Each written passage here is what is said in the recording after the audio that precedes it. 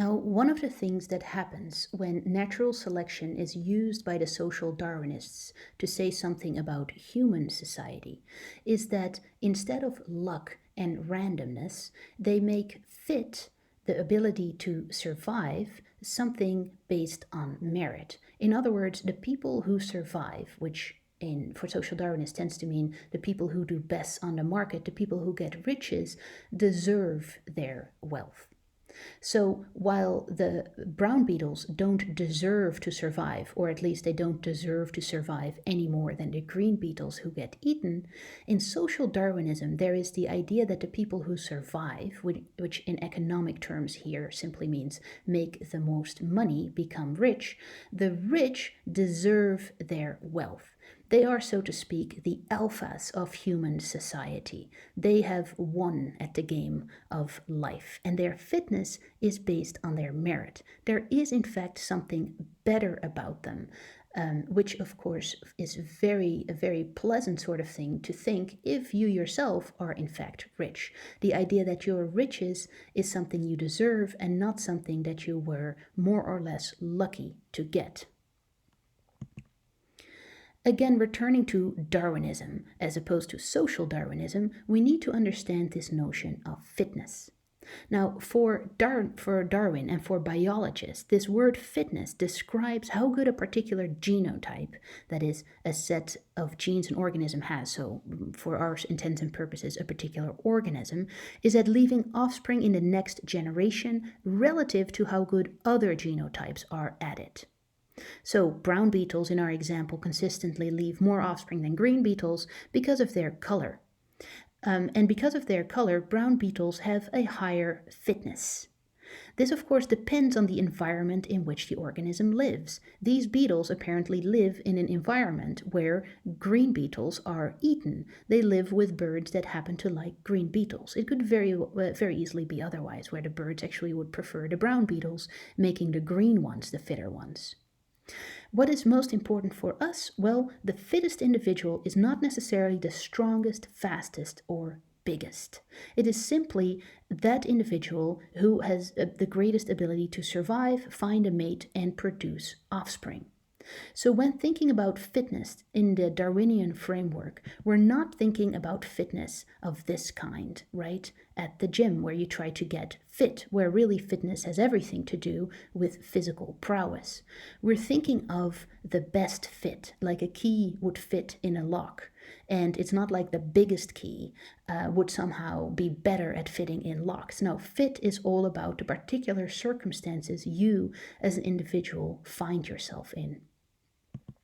So again, social Darwinism applies the concept of natural selection to human society, and in particular to capitalist society.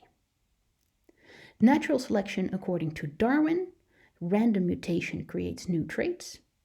Nature decides which ones to keep.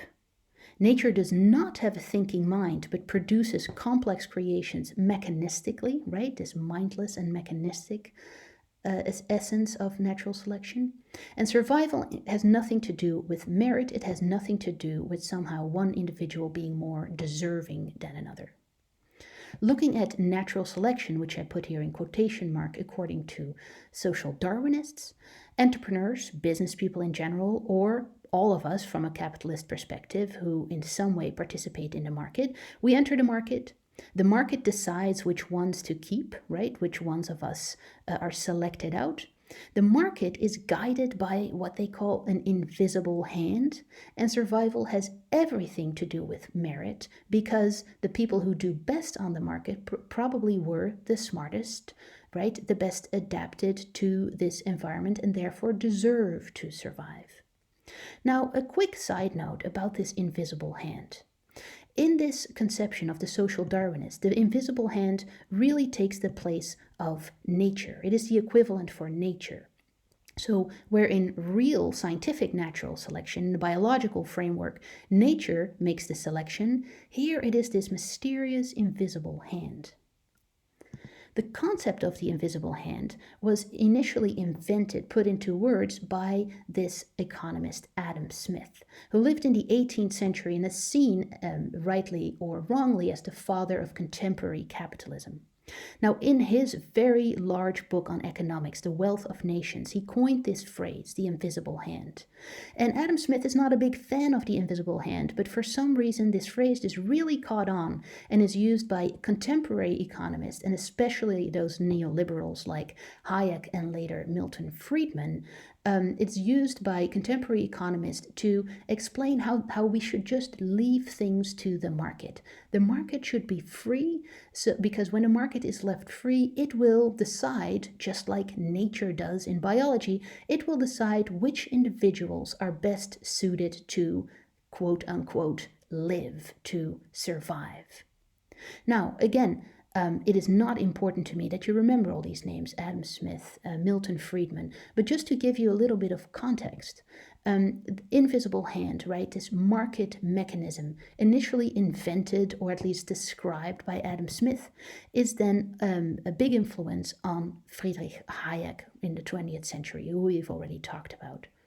He, in turn, is a big influence on, and at a certain point gets rather at odds with, an economist you might have heard about, Milton Friedman, who really is, if we're talking about fathers of systems, the father of this neoliberal system of capitalism we're kind of stuck with today. Milton Friedman, in turn, was a huge influence on President Reagan and Prime Minister Thatcher of the US and the UK, respectively. Reagan, in turn, was a great inspiration for, and is often compared to, today's President of the United States, Trump, here in a much younger version than you know him today. Again, not important to me that you learn all these things by heart. It is just to show you that one concept has traveled over the ages from one thinker to the next to be hugely influential today. What does concern us is that this idea of the invisible hand of the market just sort of doing its thing mechanistically, just like nature does, this idea of the invisible hand has taken on extra power because of social Darwinism, because it fits so nicely with this idea that we should just leave things to the free markets and that we shouldn't interfere, that we shouldn't protect certain people or perhaps curb the influence of others, because that somehow the market is like nature and essentially fair. It should be obvious to you by now that notions like fairness really have nothing to do with biology. It is not fair that the brown beetles get to live and the green beetles get to die. It simply is the way it works as a result of this mindless process of natural selection. Returning again briefly to Hayek, right? As I mentioned before, according to Hayek, there is no dignity under central planning. There is, however, dignity in these dual systems of capitalism and democracy.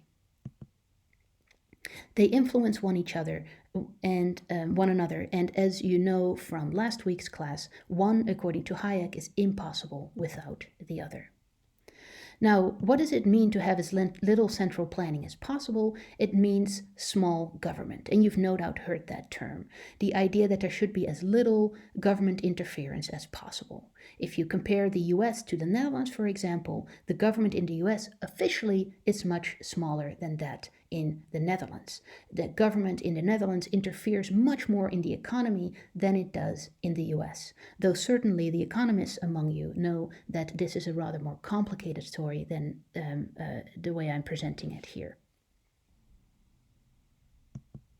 Returning then to this slide, the social Darwinists adopt this notion of natural selection and apply it in their own particular, and like I mentioned before, rather unscientific way.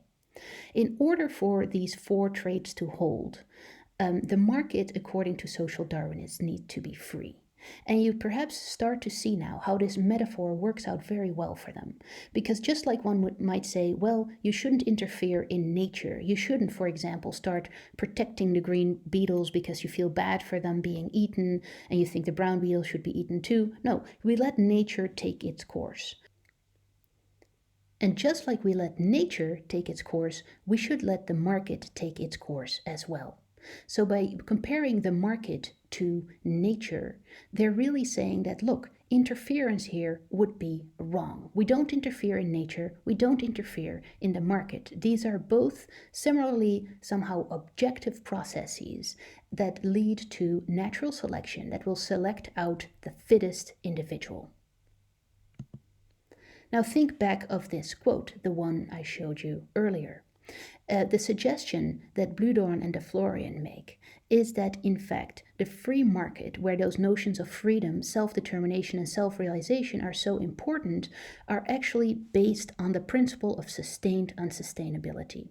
In other words, that to let the market take its course, right, to let capitalism as we know it do its thing, and the kind of democracies that are based on free market economies, if we let them do their thing, we'll actually end up, as we now know, with an extremely unsustainable system. Now, this, of course, was not a concern of Hayek, who writes in the middle of the 20th century, when those huge environmental worries that we have today simply, well, some people saw them, but they were not shared by society at large.